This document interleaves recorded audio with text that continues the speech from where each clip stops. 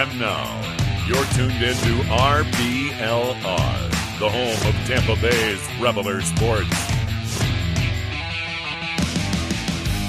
This is the RBLR Rays podcast. I'm your host, Zach Goff, along with my co-host today, Carter Brantley. How are you doing, sir? Doing all right. Just chilling. Glad the Rays are playing a little bit better this past week. I know we'll get to all that, but doing pretty well. The football season started back up for all you Bucks fans that are tuning into the RBLR Buck Show. I've got my Bucky Irving Bucky's T-shirt on. They played their second preseason game last night, but this isn't the Buck Show. This is the Rays show. I'm excited because I know they got a game in an hour and a half. So this is kind of a pregame show. It is a pregame show. Yeah, hell yeah, that's what's up. Yep. I'm happy to be here. Thank you for having me on. Yep, and we appreciate all of you for joining us today. Pat is on the IL for the next 2 weeks. Carter is awesome in here with us, and we are so glad that you are all with us here before we get a chance to sweep the San Francisco Giants, hopefully today. If you enjoy the show, if you're want to know whenever we go live, do us a huge favor and drop a follow. And if you just enjoy the show and want to let us know, easiest way to do that is to give us a like or give us a comment over on YouTube. We got a jam-packed show for you today. We're going to talk through all of the news from the Tampa Bay Times article and the new ownership. We're going to talk injuries. We're going to talk the series that was over the past week, and we're going to give you the playoff picture as we will continue to do until the Rays are mathematically out of it, because I am a very optimistic person. Speaking of optimism, let's go to a little bit of optimism, and that is the intel on the new buyers we received from the Tampa Bay Times article earlier this week. If you haven't read it yet, you should. And I say you should because there's a couple of really important nuggets in there. We'll go over some of the broad strokes here, but definitely go read that article. The big nugget, the most key thing to come out of the article was by far the inference that there is no plan to clean house, no plan to change over operational staff, that being Eric Neander, Kevin Cash, Kyle Snyder, all those guys. There does not seem to be any intent to change baseball operations, which I think for Rays fans is kind of the best case scenario, because I think we're all pretty happy with the current leadership. Yeah, absolutely. It's definitely one of those things where the grass isn't always greener in every aspect, for sure. So that was sort of the one nerve-wracking thing with the new ownership group coming in is, maybe they'll make some good changes, but maybe they'll also make some things different in a bad way. And hopefully this is one of those things that they're kind of homeostasis, the whole just keeping it 100, just even keeled. That would be great. Just keeping it the way it is, because if their main goal is literally, because there's all these rumors about them just saying, oh, well, our goal isn't to change anything. It's just to make them the Rays, but with like a $120 million payroll or 150, or I don't remember the exact number, but just basically a higher payroll, which hey, that's great.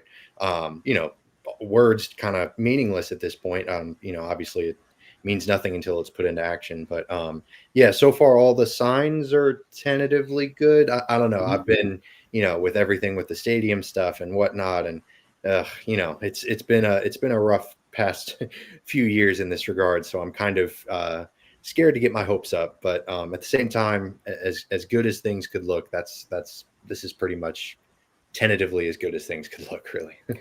Yeah, there was a couple of notes in the article about the stadium. I'm going to be honest with you guys. You can read it and talk about it if you want. I'm not going to believe anything until I see some stuff for sure actually happening. It's just been such a disaster over the past couple of years. And I'm sick and tired about this. Tired of talking about the stadium.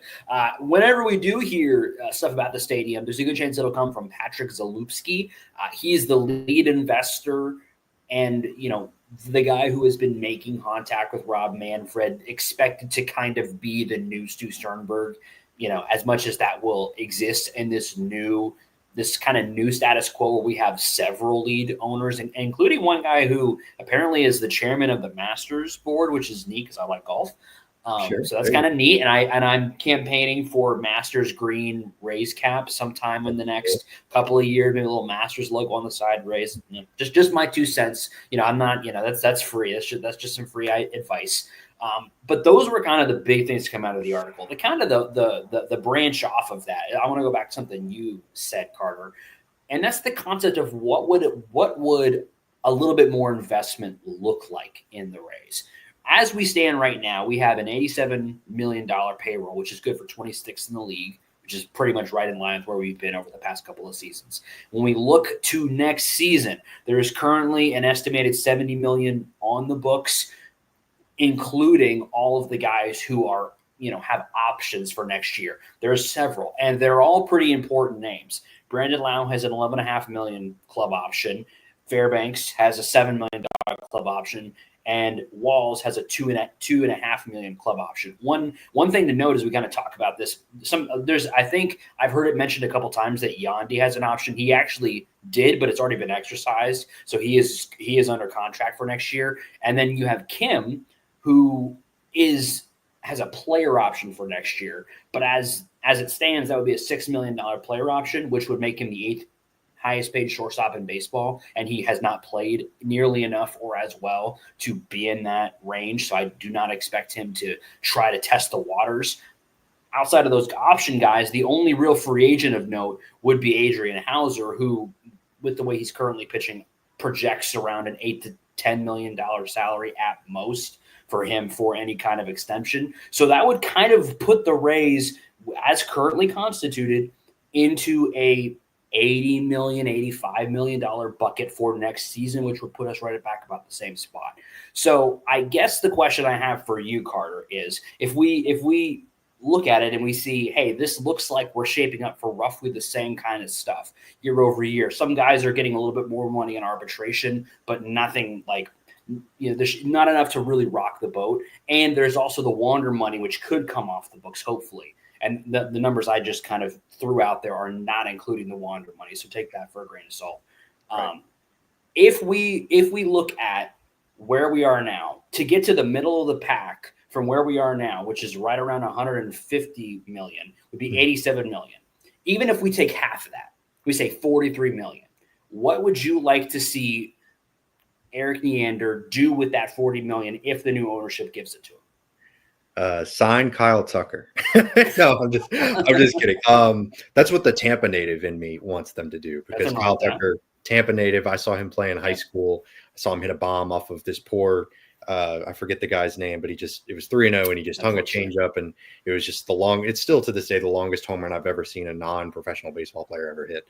Nice. Which I guess technically he is now, but anyways, yeah, that would be the fun thing to do. That would be like the fireworks, the highlights, and all the billboards and stuff. But I think realistically, the more realistic option would maybe to be add a little bit of depth to the outfield, like maybe sign a few starters here and there. I can't say that I know a whole lot of outfield free agents off the top of my head, but the thing with the Rays is they're always preaching efficiency.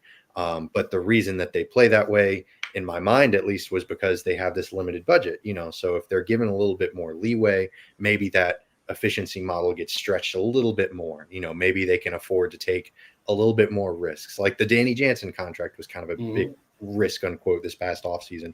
Maybe they take 2 or 3 more of those types of deals where, like, hey, at worst, we can maybe sell this guy at the trade deadline and maybe get a few pieces here and there. Because the Danny Jansen trade, I liked it. I like the shortstop they got back from the Brewers. But maybe they take on a few more of those types of contracts where, hey, they can maybe fill a need temporarily, as well as, even if it doesn't work out, it's not nearly that much money. Because Kyle Tucker, like, he's probably going to get that entire $43 million, whatever surplus value, and he's going to get it for like 8 to 10 years.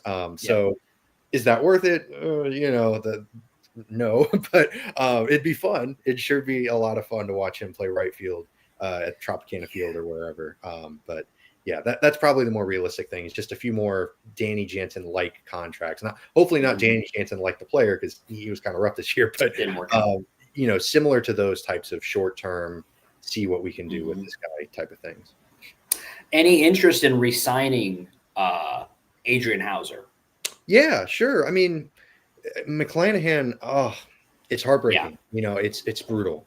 I wish things were working out better, because, man, he's electrifying out there when he's healthy. Unfortunately, right now, I don't know. Like, I don't know if anyone knows. I don't know if Shane knows. The Rays know. I sure as heck don't know. I don't know what his future is. I don't know what's going to happen with him. So right now, If they want to try to maintain this current rotation, which isn't totally necessary, yeah, that's fine. If they want to bring him back, that'd be cool. But also if they want to, and that'd be another spot. Maybe they go out and get a starting pitcher free agent that's not Adrian Hauser. That would be cool too. They have a myriad of options. That's sort of what is beautiful about this, and what would just be so like just relieving is that, we could talk about the Rays making additional free agent moves, not in just the hypothetical, like, well, they probably won't do this, but we'll talk about it anyways type of thing. Yeah. We can actually talk about it in like, this is realistically something they could do. It's just a total change of like how I would interact with the Rays and how I would interact with the offseason and all that stuff. It'd make for a little bit more fun, but also like I understand the way that they do things now. It's not me saying like, they're doing things wrong. Like, no, not at all. But it would just make things a little bit more interesting.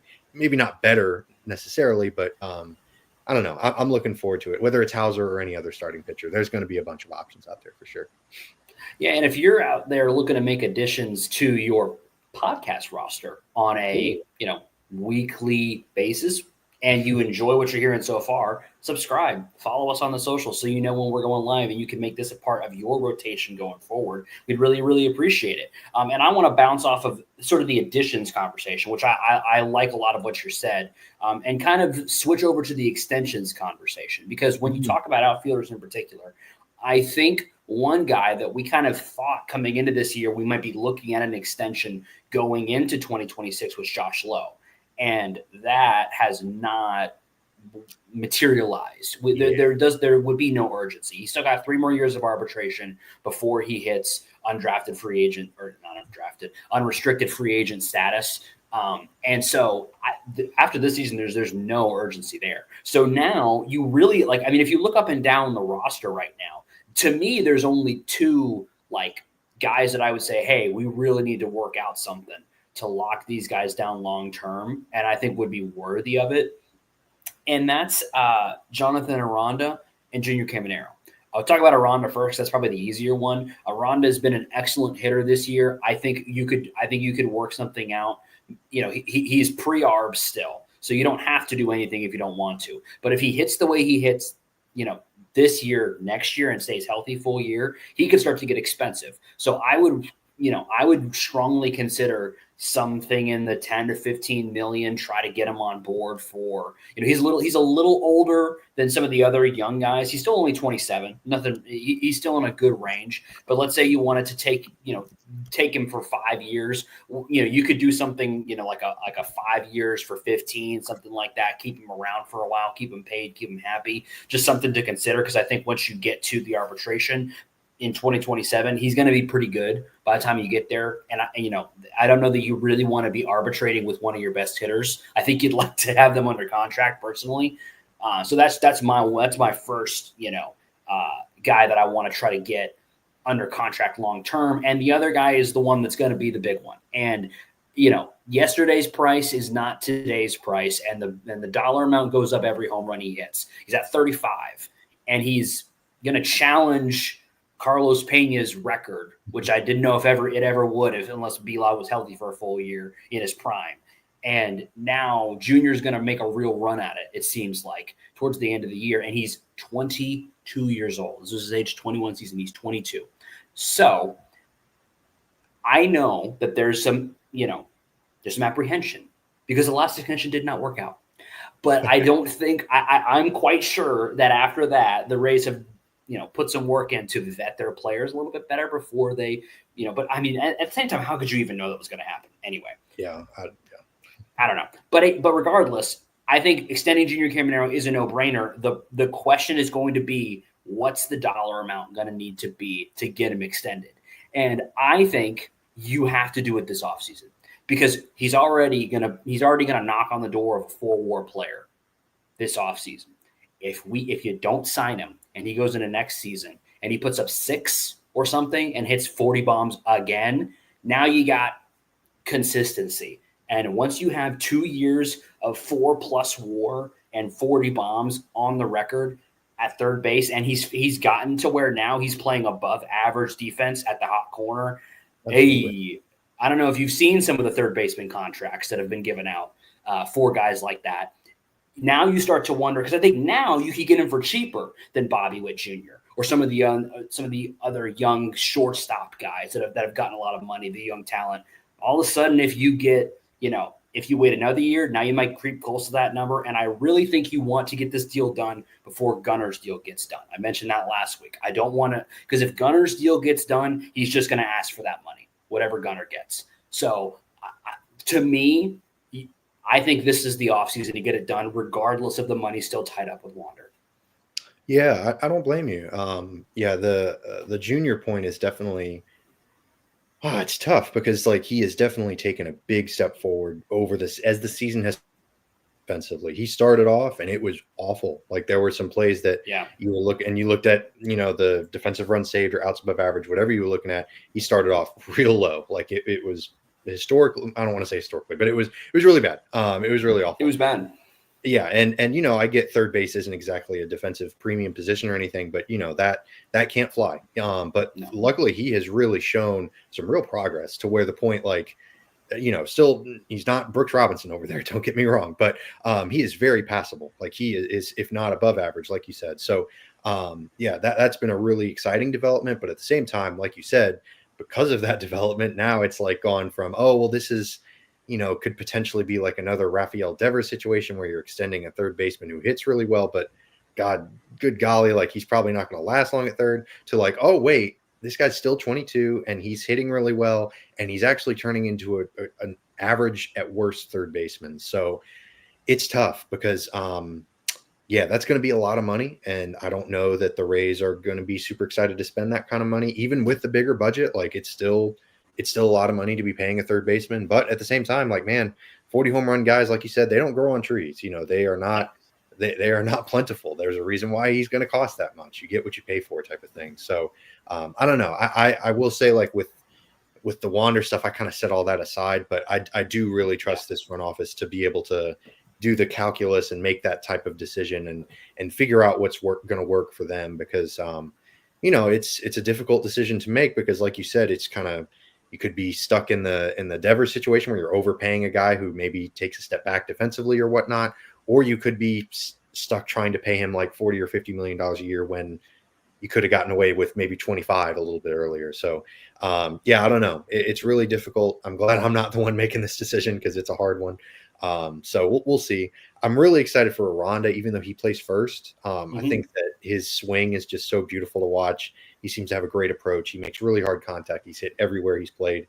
I think extending him would be fun. But I also kind of understand maybe if they want to stand pat with him too, because I think he has a few more years of pre-arbitration left maybe.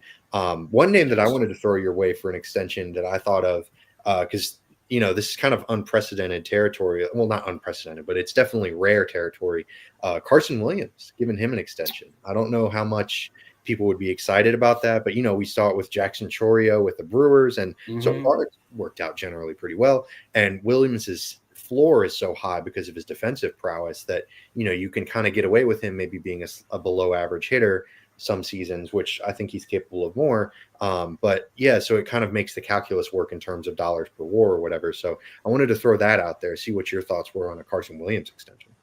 Yeah, I mean, the way that Carson is currently, projecting out is very much like the guy that we're going to see at shortstop in orange today for the Giants. That's Willy Adames. Right. Really, really good defensively, power with the bat. The hit tool, not great sometimes. Yeah. The strikeouts and the whiffs concerning, but the power is there. And power at a premium defensive position where, again, he's going to stick and he's going to be an elite shortstop. There is definitely some value there. The one that the guy that comes immediately to mind for me is the guy the Red Sox just extended. Yes. So that's a very similar type of, and I mean, you could even argue that he is even more of a five tool guy than Carson, because he's got a little bit more hit tool, at least right now. But I do believe it would make sense. I don't know, how high that is on the list of the Rays priorities, but if it's something they're considering, I would be all for it. I don't think he would be too expensive because, again, there's just not a whole lot of experience there. Right, for sure. And there are still huge questions about what the hit tool will look like at the 100%. Major league level. The in-game power is there. It's just going to be a question of, can he make the adjustments at the major league level to, and I do think he can, because he's made good adjustments when he moved up to AAA. He has made the good adjustments. So I do believe that he can make it happen. But the question is going to be, you look at a guy like Jack Caglione this year, who was raced up to the majors and was crushing it in AAA and flamed out really hard at the major league level and is back down in AAA. I think he'll do better long term, but I don't see I don't really see the Royals rushing to give him an extension. So that's my only thought, is maybe it's just not super on the Rays' radar. But if they did it, I would be really happy with it, because I do expect him to be the starting shortstop of the future for the Rays. I mean, you could make the argument that Adrian Santana has maybe even more tools than Carson does, but there's still a ways to go for that. So I would be totally good with locking him up long term. And again, if there is a thought process for this new ownership group of, we want to sort of, as we come into this new team and we are sort of the new ownership group, we want to sort of lock in a roster of the future to kind of say, here's what we're doing, here's what we're committing to, and it's Junior Caminero, it's Carson Williams, it's Jonathan Aranda, it's hopefully Shane McClanahan when he gets healthy. It's Drew Rasmussen, it's Shane Baz, and Joe Boyle. And let's say you lock in some of those guys. Kind of, it'd be interesting to see them take a page out of kind of the Braves playbook, even though it hasn't worked out recently. A lot of their guys have been hurt, but extending all that young talent, that would be a really interesting thing to see the Rays do, because a lot of these guys are still in a period where you could get them pretty cheaply. The one that is, getting less cheap every day is Junior Caminero. So that's my biggest question. There's unfortunately a lot more questions than answers right now with the future there. And bouncing off of that, we mentioned it earlier. The probably the biggest question mark going forward into next year comes down with McClanahan being done for the year. With him gone, the rotation going into next year looks like Rasmussen, Pepio, Baz, Boyle, and, Hauser, you hope. That's now all of a sudden you don't have a locked in, fifth guy right now. And, you hope that McClanahan could be healthy, but I just, that's kind of where the concern is there. Yeah, it's definitely tough. I don't know who the fifth starter is at this point. Like it's really it's kind of brutal, because McClanahan just can't be counted on. Unfortunately, I hope it's a short-term thing. Like I hope it's just another setback and maybe he'll come back. But yeah, like you said, it's definitely an area that they'll at the very least need to address unless something happens or something develops with Shane. It's cool if they have an internal option that they determine is really, really fun. That would be totally fine, because I trust the Rays with pitching for sure. And it's going to be really, really interesting. So we'll see how it goes moving forward for sure. We will. And we're going to keep moving forward, but we're also going to move back a little bit, and we're going to really quickly break down some of the games from last week. Starting kind of at the beginning of last week, Carter's going to pop out for a quick second while I kind of break down some of these games. Ending last week, the Mariners series ended in a way that we're not happy with, unfortunately. Got swept. Don't want to dwell on it too much. It was a series that the Rays didn't play the way they'd like to play. That was kind of replaced by a series against the Athletics where we really did kind of play much more like the way we want to play. Game one was a 7-4 win with a pretty good start by Pepio that was marred by a unfortunate late 3-run bomb given up in the seventh. It's kind of it's unfortunately been more of the same for Ryan Pepio. We have been asking all season for him to take that next step, to be the guy that he was traded for in Tyler Glasnow. And up until this point, we just haven't seen it. We've seen flashes of it. And the start earlier this week to begin the A series, you kind of felt like maybe this is what we were hoping to see from him. And then he goes and gives up that bomb late in the game. And you could even see it as he was walking off the diamond. You could see the frustration in his face as he's walking off. The good news is the offense picked him up. Fortes with a timely RBI earlier in the game. Morel had a home run. Brandon and Junior went back-to-back home runs to give us a really comfortable lead there, despite the home run given up late. And Jax Uceda and Pete went no earned run went no earned runs for the back half of the game. The bullpen has been excellent. That's going to be a storyline as we talk through these games. You're going to hear that a couple of times. Bullpen's been excellent. It was excellent that night, and it got us the first win of the series. Second game in the series, not as positive. Boz goes 7 innings, which was good, but he just couldn't really get out of trouble. A couple of times when runners were on base and he had opportunities with 2 outs to get out of situations, just wasn't able to do it, gave up 4 earned runs. That's kind of been, unfortunately, some of the story for him, the walks, giving up hits, not being able to get out of jams. The hope will be that he can develop and get that situational awareness to get out of those jams, to be more consistent when runners are on base. That's what we hope to see from him in the future, but we have not seen it yet. It's something that as we move into 2026, we really hope to see. And I think the one line on his stat line that tells you why the Rays decided to keep, if there was a conversation about Taj or Boz, and when Taj was traded, a lot of the conversation was, why trade Taj? Boz is the exact same level. Why are we giving up on Taj? And I think it's because Boz, despite having a suboptimal start, finds a way to go 7 innings. It's so important with the way this team is constructed, with the need to prevent runs, because the offense can be streaky. Especially this season, it's been a streaky offense. So you have to find a way to minimize damage and to extend the number of innings you're pitching as a starter. So that's what Boz was able to do. And even though you end up losing the game, you only have to throw 1 inning of relief, and that is valuable. Rays hitters didn't do much that game. 4 hits all night, 11 strikeouts. Jacob Lopez revenge game. It is what it is. It's a shame that we had to give him up in the trade with Jeffrey Springs to get Joe Boyle back. He is a guy that was for real. It's a shame we gave him up. He's had a really nice year for the Athletics, and as they're kind of rebuilding out there in Sacramento, I think he's going to be a part of the rotation going forward. It's a bummer, but in a way also cool to see him do well. Offense just wasn't able to get anything done. That was not the case in the final game of the series, which was much more, inspiring from an offensive perspective. Puts up 6 runs early, the offense did.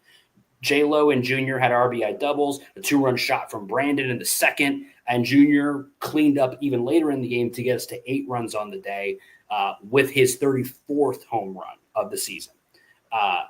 Rasmussen was elite as he has been of late, going 6 innings pitched, only 1 earned run given up, 1 unearned on an error given up, 5 strikeouts, no walks. We love to see that. One of the things that I personally value a lot in starting pitching is not giving up free passes. That's something, that's not an original concept, but it's something you really like to see. And it's something I'm going to come back to with another starting pitcher who is struggling with that. And you can, when you are not giving up free passes, you will do well. And when you are, you will not. A group of people that also did really, really well that game at doing exactly what I just mentioned, not giving up free passes, was the bullpen. Lights out again. Baker, 2 strikeouts. Jax, 3 strikeouts. Engler, 3 strikeouts. Scoreless stuff from the bullpen to take us all the way. 8-2 win to finish off the Athletics series, a series that we needed to win, could not afford to lose a series like that against a team that, while they have lots of fun, young talent, should not be giving us trouble if we want to make the playoffs. They were able to come in and win that series. So important to get that momentum going in the right direction as we go into a series against a team that's also, chasing after the playoffs. And, when you're chasing after the playoffs, when you're chasing after things that you really want, one of the things that I think gives you the most confidence when you're doing that chasing is looking good. And if you need to look good, there's a really easy place that anyone watching the show can go to look good. Shop.RBLRsports.com, where you can get the best Tampa Bay inspired merch, the best merch inspired by your favorite Tampa Bay sports teams. Rowdies, Bucks, Lightning, Rays, and Sun are all there. Shop.RBLRsports.com. Use promo code FLAPPY, FLAPPY, for 10% off your entire order. The Rowdies turning things around with some new leadership. The Bucks just getting started, Lightning in the offseason mode, and Rays rushing for the playoffs. Now's the time to get geared up and look your best as you go for what you want, whatever that may be out there. Shop.RBLRsports.com. And once you get geared up. You can also hop right on over to RBLRsports.com for the Rays Roundtable every single week. It will give you the best intel in baseball every single week. It's the best articles you will read from any baseball publication, and it's free. RBLRsports.com, Rays Roundtable every Monday. You got to be there. And thankfully, the Rays were there for these last 2 games against the Giants, and the offense has been there, even when, it wasn't necessarily, a bunch of runs. Even the first game was a bunch of runs, but it's been timely hitting the Rays have been able to get, something we've asked for them to have all season long. They were able to get. And the game 1, if you watched it, I hope you've been staying up to watch these games. They've been fun. Game 1 was one of the funnest games you've seen in a long time. It was drunk. Giants led after the first, second, and third innings. Rays tied up in the top of the second, third, and fourth, and kept it tied in the fourth all the way till the 9th, where they took the lead on a Yandy single. Yandy had another RBI. He's been incredible in this series so far. Part of the reason why the game was drunk was Boyle had a really rough outing. 2 innings pitched, 4 hits, 4 earned runs, 2 walks. Not what you want to see from a young star. There's been some concerns for Joe Boyle over the last 4 games, something that I think we have to talk about. Everybody wanted Joe Boyle to come up, and I was one of the same, in that same mindset. I thought he was doing everything he needed to do at AAA. Taj was struggling. Bringing Joe Boyle up, made the most sense. But one of the things that we said at basically every juncture when talking about Joe Boyle is he's great when he finds the strike zone. Over his last 4 games, he's pitched 13 2/3 innings. He has walked 12 batters in those innings. That does not work. You cannot be walking a guy every single inning. And it leads to a 8.38 FIP over that same period of time, 5 home runs given up. And guess what, guys? If you're letting guys get on base with walks and you're giving up home runs, you are giving up multi-run innings. That is what you cannot do. You cannot walk guys, get guys on base, and then give up home runs. You cannot allow them to put up crooked numbers on you. And unfortunately, that is what Joe Boyle has allowed in his last 4 starts. It is not something that I think he cannot work out of. We have seen the pitcher he can be. Even in the last 4 games, he had a nice start lodged in there. We've seen what he can be when he is hitting his spots.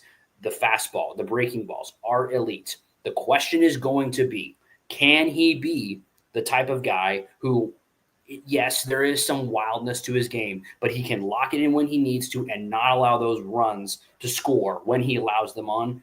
Or is he giving up 3-run bombs? That doesn't work. 3-run bombs do not work. You can give up a bunch of singles. You can walk a couple of guys, but you cannot give up the bombs. So it's going to be that's going to kind of end up being the question for Joe Boyle. It's not surprising that we've come to this point as quickly as we have with him. He looked great early on, but when it was very obvious if you were watching the game what the word was on him. All of the Giants batters were not letting him off the hook. They were not giving up swings early in the counts. They were working counts. He threw 50 pitches in just 2 innings. They knew, make him throw pitches, make him force you to swing, get to a 2-strike count. He will walk you if you let him. That is what you can't have that be the book on you. You've got to attack the strike zone. So the hope will be that with more work with Kyle Snyder into the offseason, this has been valuable experience during the season to get him up at the major league level. It's important. But the hope will be that as the season ends and as then we go into the offseason, the work can be done, whatever it may need, whatever adjustments, may need to be made to get him back in the strike zone. So that's the hope with Joe Boyle. The good news, though, is despite all of the unfortunateness from Joe Boyle's outing, the rest of the bullpen was excellent. Ian Seymour kind of took it right from Joe Boyle. He did give up 2 runs. However, he was able to get later into the game, and the rest of the bullpen was nails to get you through to the end. Junior hit another home run and all that nonsense to get to 35, and you won a game that you absolutely had to win.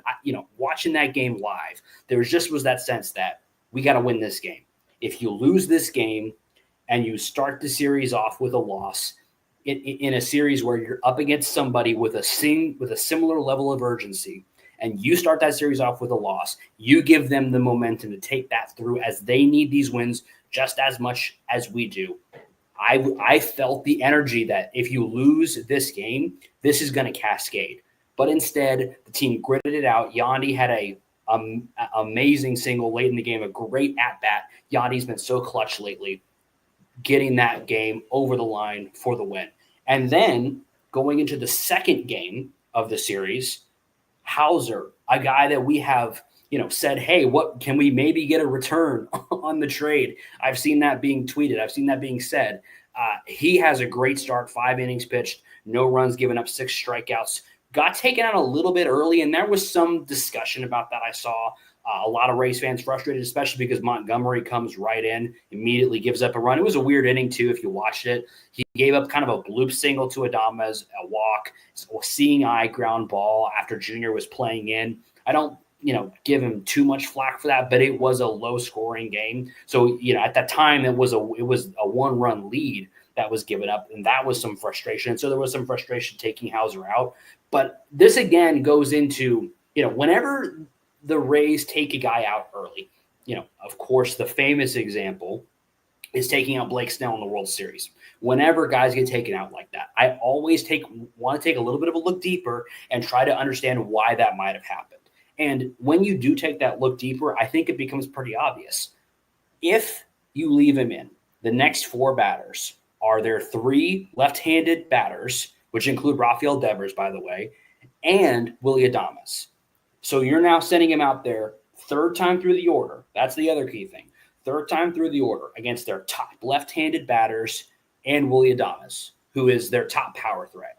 That is a recipe for a tough time. Even Montgomery, who actually I think pitched pretty well in the outing despite the walk given up, he struggles against those 4 guys.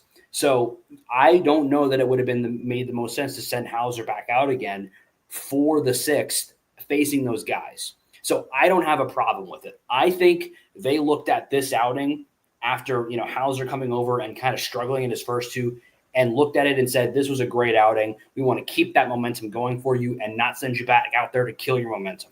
And I think, maybe, in future outings, if they were in a similar situation, they might let them go deeper. My opinion, just my opinion, is that they said, we want to keep your momentum going strong, so we're going to pull you here. We're going to go to our bullpen, which has been excellent. I'm going to get to them in a second, which has been excellent, and keep that momentum strong. And it really ended up working out because the bullpen was excellent. Monty gave up the 1 earned run. The rest of the way, Uceda, Baker, and Pete. Baker has been like a guy that, I had some frustration with when we brought him over from the Orioles. He wasn't pitching very well. 4 strikeouts in his last 2 appearances, looked really, really nice. Didn't give up a single run the rest of the way after Montgomery comes in. Pete Fairbanks shuts it down, 3 strikeouts after a leadoff single. And that gave the Rays the win because of the timely hitting of Brandon Lau and Yandy Diaz. As we go down the stretch, if we are not hearing the names, Brandon Lau, Yandy Diaz, Junior Caminero, frequently on the offensive side, we're not going to win. This team goes as those guys go, especially with Aranda out. So to see Brandon Lau and Yandy Diaz, who, Brandon's been hurt a little bit, has had a really nice year outside of that. Yandy's been a little bit up and down, but to see those guys performing, delivering in those key moments, that to me is the evidence that this team can go far, because you do have multiple guys that can get it done. It's not the Junior Caminero show exclusively. There are other guys who can get it done. I'm going to talk about another guy who I have not mentioned much so far. I'm going to talk about him a little bit later. Another guy who's been a spark plug and who has been a part of a lot of these rallies, not necessarily driving in the runs, but being on base. So you've got those guys that can provide that offense. The question really has been over the past couple of weeks, can the Rays starting pitching, which is not something we often have been concerned about, can the Rays starting pitching get the Rays there? It kind of seems like when Drew Rasmussen is starting, you can get there. The question is with the rest of the rotation. The rest of the rotation has really struggled over the past 2 or 3 weeks. The bullpen and the hitting have been in the top 10 of baseball in stats like WRC plus and FIP. The starting pitching has been in the bottom, that's sort of that middle 10, the sort of the 19 to 20, 19 to, really 20 to 30 range in those major stats over the past 2 weeks. If the starting pitching can turn it around, which, Hauser turning things around is a big part of that. And today, Ryan Pepio, I got to have something from him. The offense is doing their part. The bullpen is more than doing their part. They are kind of back to the elite level that we are used to seeing from them. What we don't have right now is the starting pitching, and Pepio is a huge part of that. You're the opening day starter, Pep. You're the guy that when we traded away Tyler Glasnow, you were the key piece coming back into that. I know that you're capable of taking it to the next level, of becoming the number one starter that we all envisioned when that trade happened.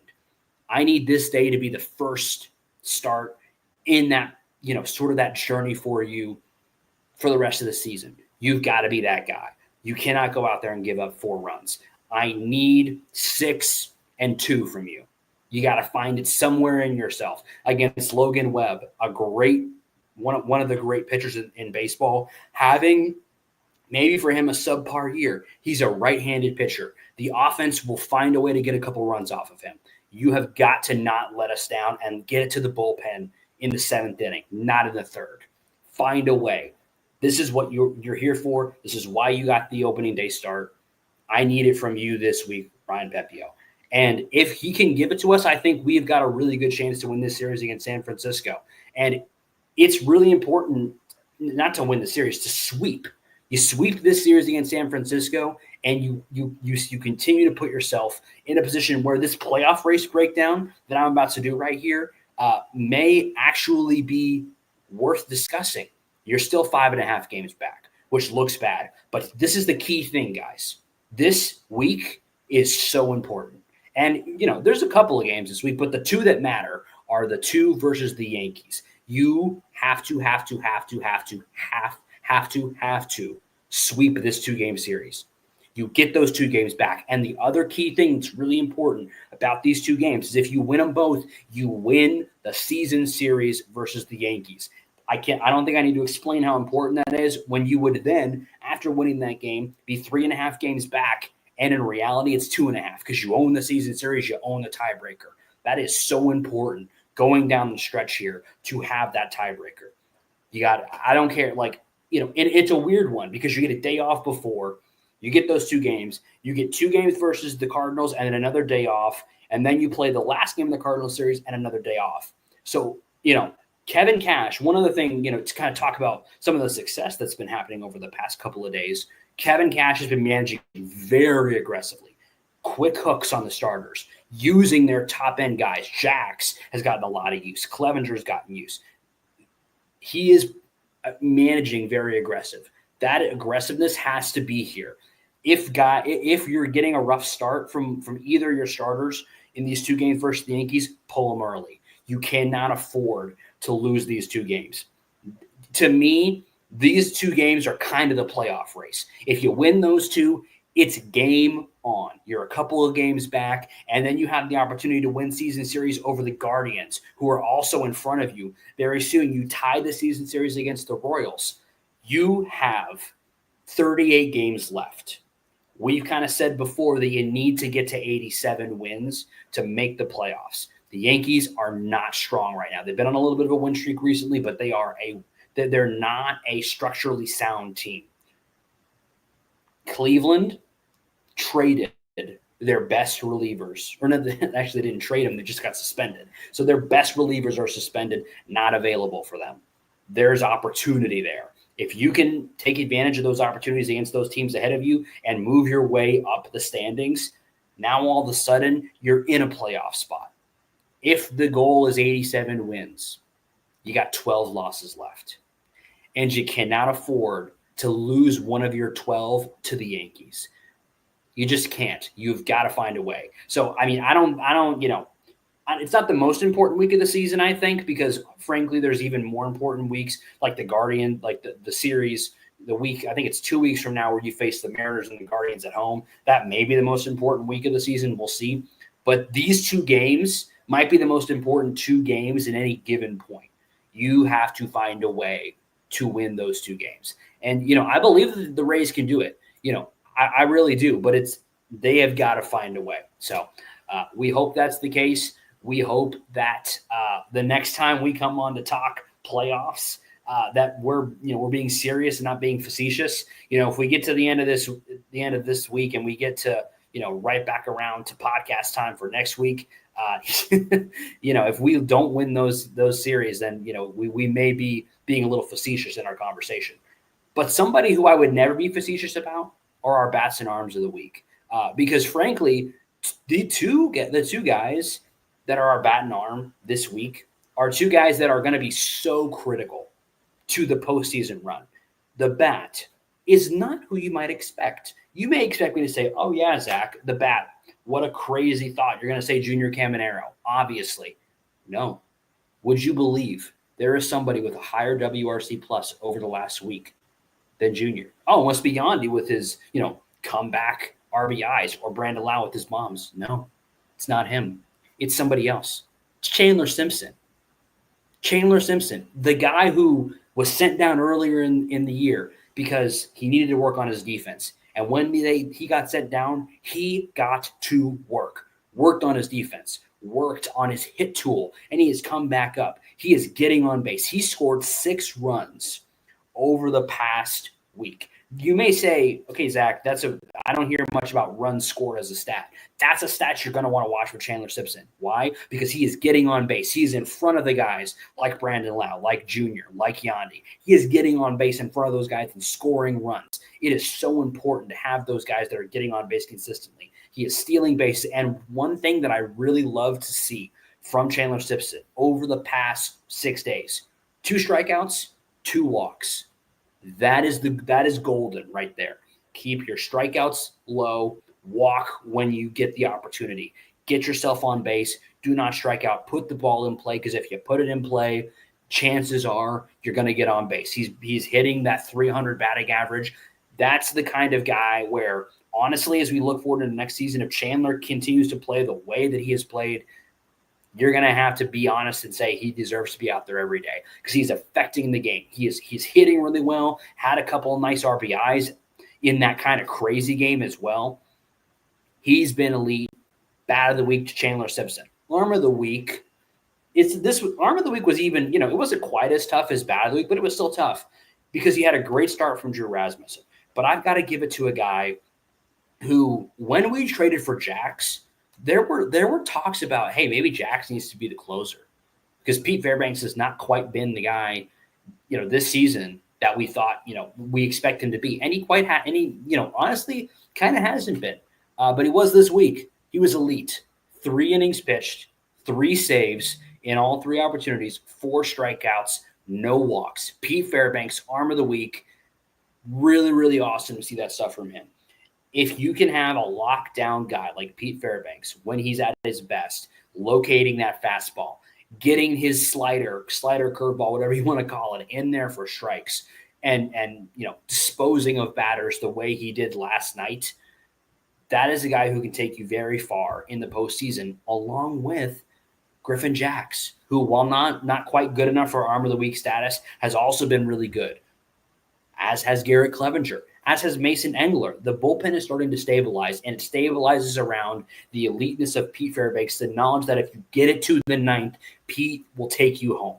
And that's why he gets Arm of the Week, because he's been that guy recently for the Rays, and it's just beyond important for him to continue to be that guy. That's our bat and arm of the week. As we kind of wrap up, some quick transaction notes, just in case you missed them. Nothing crazy. Pereira up, Peters down.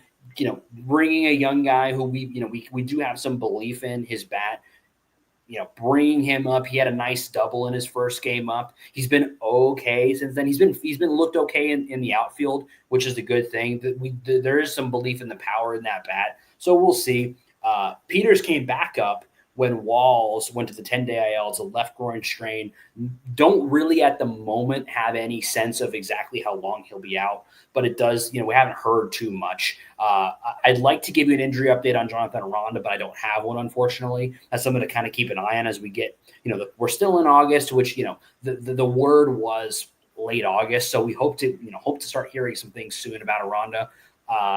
The other kind of big, it's big in the sense that, these sort of late call-ups are starting to happen. Bob Seymour comes up. Poor Peters goes back down again. Bob Seymour, if you haven't been following Durham, you should be. That's where all the young guys are. Bob Seymour, 30 bombs. They call him Bobby Bombs.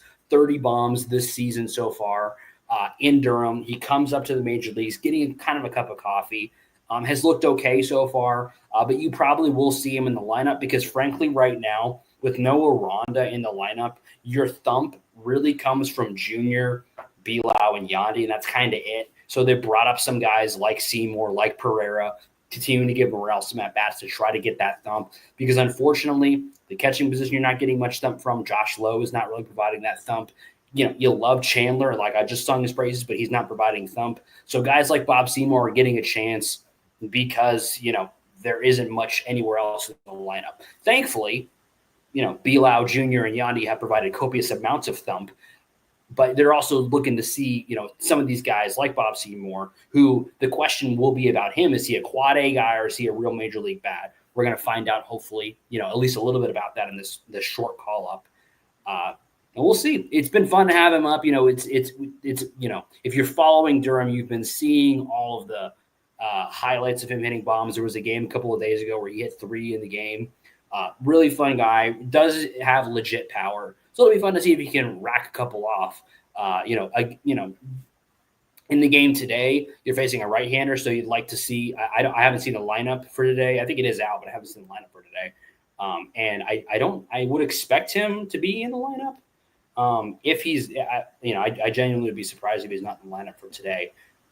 But either way, those are all of the big transactions over the last week. We are getting close to expanded rosters. When that happens, it'll be interesting to see who they bring up. I would not be shocked if either Carson Williams or Trey Morgan gets a cup of coffee when rosters expand. The fact that Chandler Simpson's already up, he would have been the kind of the easy guy to say bring him back up, but he's been up and has been excellent. So it'd be interesting to see if a guy, especially, I'm especially targeting Carson because with Walls being hurt, Kim is kind of your shortstop right now. You do have Tristan Gray up. He's not really doing much for you. No offense to Tristan Gray. He's not doing much for you right now. So I would be interested to see a Carson Williams call up as we get to the end of this season, just for a quick cup of coffee, get him used to the major league environment because he's going to be a big part of our future. So I would like to see him come up later. And then, from the arm side of things, it'll be interesting to see if they bring anybody up. There's nobody who's absolutely killing it right now in Durham. So the hope will be that, somebody, makes some moves at Durham to deserve that call up, but nobody kind of right at top of mind. So it'll be interesting to see. That's something to watch as we kind of get to the home stretch is those late call-ups or if they decide to go more offense with call-ups. But, regardless of whatever those call-ups are, you got to win the games. And that's kind of what it's going to all come down to for the Rays this season. And as we're taking into the end of the show, we've got about 30 minutes till the game. A very important game to get this sweep, to keep that momentum going into the Yankee series. I hope that all of you are as excited about the potential of this team as I am. I still believe I'm never going to give up. I made the joke earlier in the episode that we're going to do playoff talk until they're mathematically eliminated, and I probably honestly will. Because I believe in this team. I believe in the power in the bats, the elite stuff in the bullpen, and the starters who all have elite potential, just haven't realized it yet, finding a way to click. And if all that can come together, we can make a run. And I believe that this team is doing the things they need to do right now, which is winning the games they need to win, being good situationally in important moments. If they can keep that up, they can win this series, or not win the series, sweep the Giants, go into the Yankee series, win that series. Once again, So important to win that series. If you do that, now it's getting real. Now we're only a couple games back, and you got a real chance. So that's where we're going to leave it for right now, guys. There's a lot of anticipation of what the remainder of this season can be. I hope you will join us all the way to the end of the season. One way for you to know whenever we are going live is to follow and subscribe.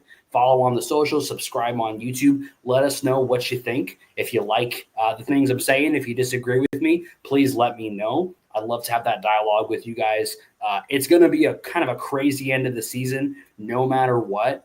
And I'm never going to stop. Like I said, I'm never going to stop believing in this team. I love watching these guys play. They clearly have a huge amount of passion, and they clearly believe that they have what it takes. And a team like that is just going to be fun to watch, kind of regardless of whatever else goes on. So regardless of how the results come, it's going to be raised up.